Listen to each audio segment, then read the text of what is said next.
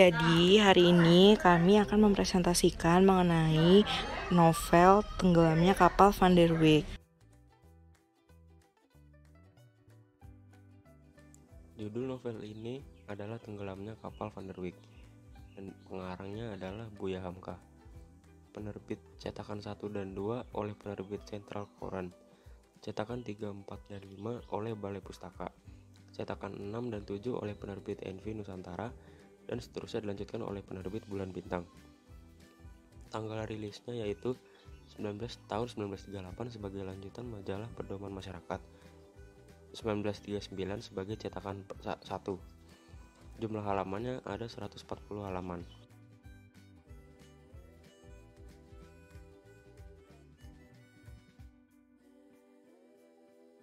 Unsur intrinsik yang pertama adalah tema.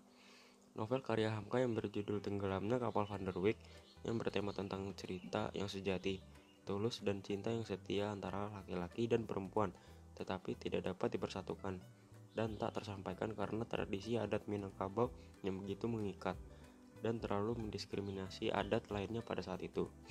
Yang kedua ada tokoh dan penokohan. Yang pertama ada Zainuddin, dia orang yang baik hati, tulus, taat beribadah, sedikit pendendam.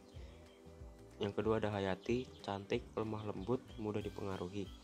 Yang ketiga ada Aziz, kasar, tidak bertanggung jawab, mudah putus asa.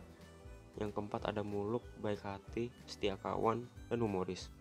Yang kelima ada Mak Base, dia orangnya keibuan, baik hati, penyayang, tanpa pamrih. Yang keenam ada Khadijah, modern, suka mempengaruhi.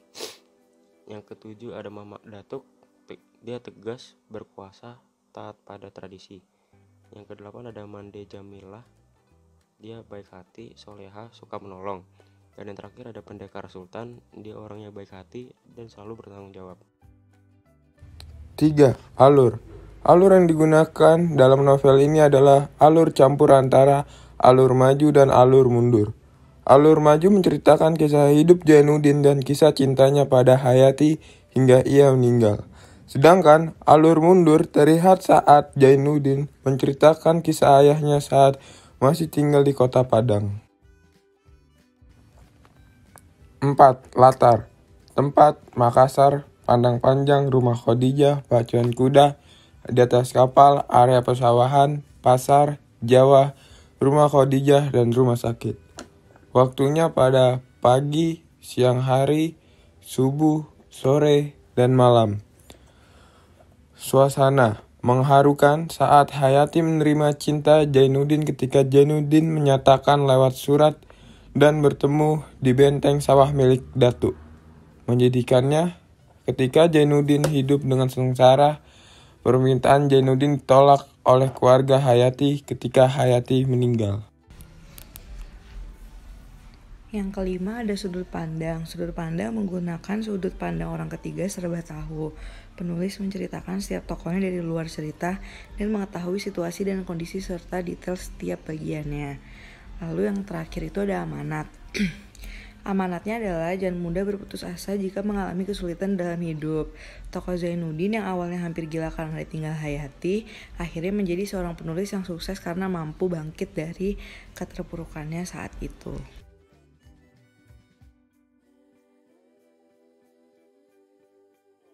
Unsur ekstrinsik. Biografi pengarang Haji Abdul Malik Karim Amarullah Hamka. Lahir tanggal 17 Februari 1908 di Molek, Sumatera Barat. Pendidikan Sekolah Dasar 1915, Dinia School 1917, Tawalib 1918. Kegiatan 1. Guru agama. 2. Dosen. 3. Ketua Cabang Muhammadiyah Padang Panjang. 4. Konsultan Muhammadiyah. 5. Ketua Majelis Pimpinan Muhammadiyah. 6. Ketua Umum MUI. Karyanya 1. Di bawah lindungan Ka'bah. 2. Tenggelamnya Kapal Van der Wijk.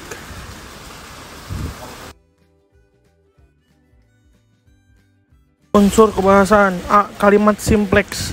1. Di waktu senja demikian kota Makassar kelihatan hidup. 2. Dia dinamai ayahnya Zainuddin. 3. Darah muda masih mengalir dalam badannya dari pembuangan Cilacap. Dia dibawa orang ke tanah Bugis. B. Kalimat kompleks. Orang serumah itu ribut pekik yang perempuan lebih-lebih lagi. 2. Ketika Landrat bersidang di Padang Panjang, pendekar Sultan mengaku terus terang atas kesalahannya. Dia dibuang 15 tahun. 3. Setelah dipotong 3 tahun, habislah hukuman dijalankannya. Seketika dia berada di Mangkasar. C. Kota penghubung.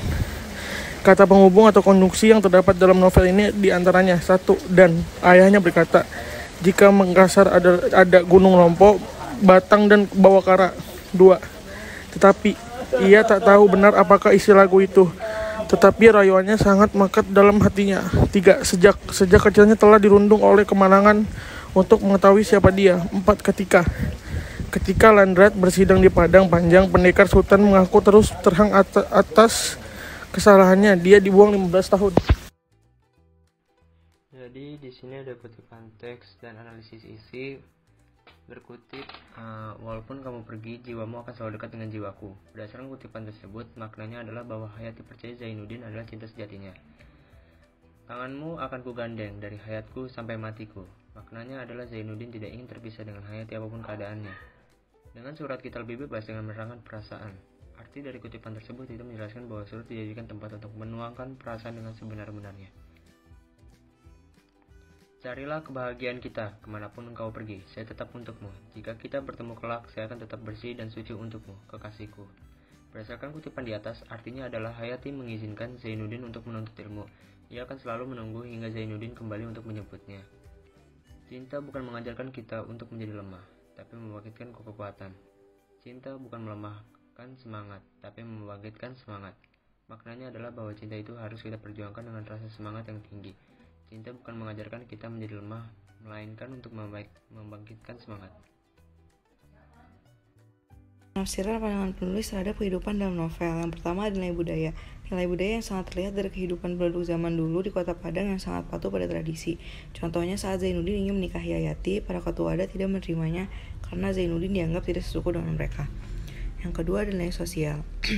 Nilai sosial terlihat dari kebaikan Ibu Muluk yang mau menampung dan membantu Zainuddin saat ia terpuruk. Juga pada saat Zainuddin membantu Aziz dan Hayati yang jatuh bangkrut. Yang ketiga itu ada nilai moral. Nilai moral yang terdapat dalam novel ini adalah pentingnya kebiasaan untuk memaafkan.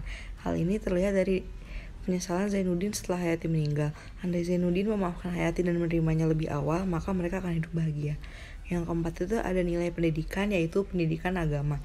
Zainuddin adalah seseorang yang taat beribadah. Ia bahkan tidak suka melihat Hayati yang memakai pakaian terbuka saat bertemu dengannya di Padang Panjang.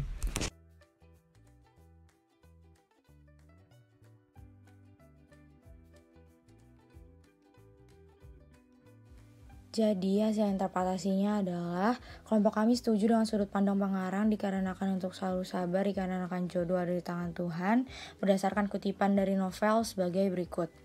Cinta selalu datang dari hati. Cinta tak bisa tersekat adat.